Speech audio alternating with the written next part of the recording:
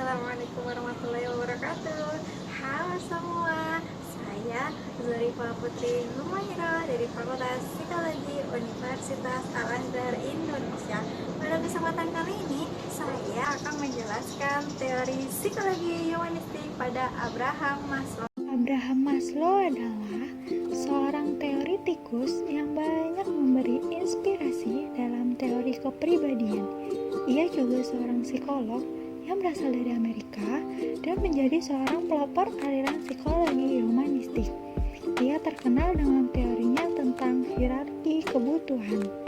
Abraham Maslow lahir pada tanggal 1 April 1908 di Brooklyn, New York, di mana ia tumbuh sebagai anak pertama dari 7 bersaudara yang lahir dari orang tua Yahudinya yang beremigrasi dari Rusia.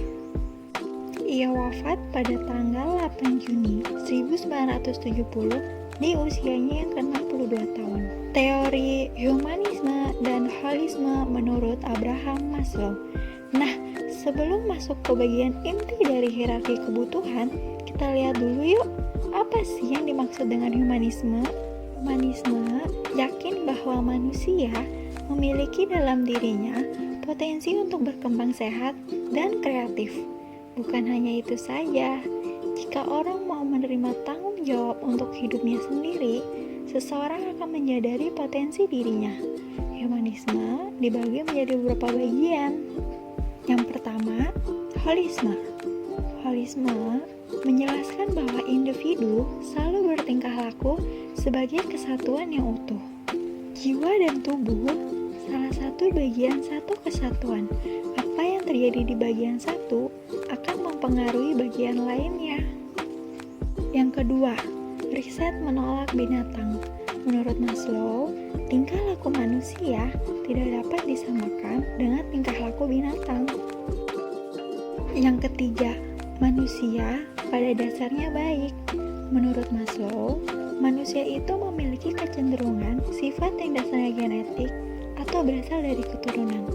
Adapun kejahatan dan keburukan yang ada dalam diri manusia itu yang merupakan hasil dari frustasi atau kegagalan dalam memenuhi kebutuhan dasar. Yang keempat, potensi kreatif. Kreativitas merupakan potensi semua orang yang tidak memerlukan bakat dan kemampuan yang khusus. Kalian pasti tidak sadar bahwa kreativitas ada dalam diri manusia sejak manusia tersebut dilahirkan. Dan yang terakhir, menekan kesehatan psikologi. Kesehatan psikologi berkaitan dengan manusia yang sehat, kreatif, dan mampu mencapai apapun yang diinginkan dengan kemampuan yang dimilikinya. Nah, sekarang masuk ke bagian inti dari teori humanisme dan holisme, yaitu teori hierarki kebutuhan. Kita sebagai manusia pasti memiliki kebutuhan dalam hidup kita, baik kebutuhan dasar maupun kebutuhan penting lainnya.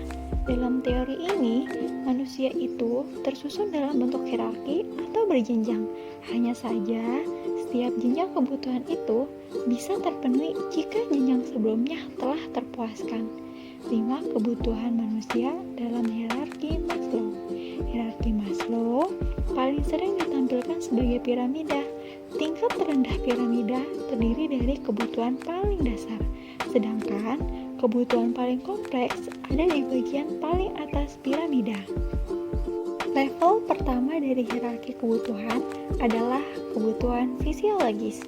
Level ini terdiri dari kebutuhan yang paling mendasar, contohnya makanan, minuman, homeostasis, dan lain-lainnya.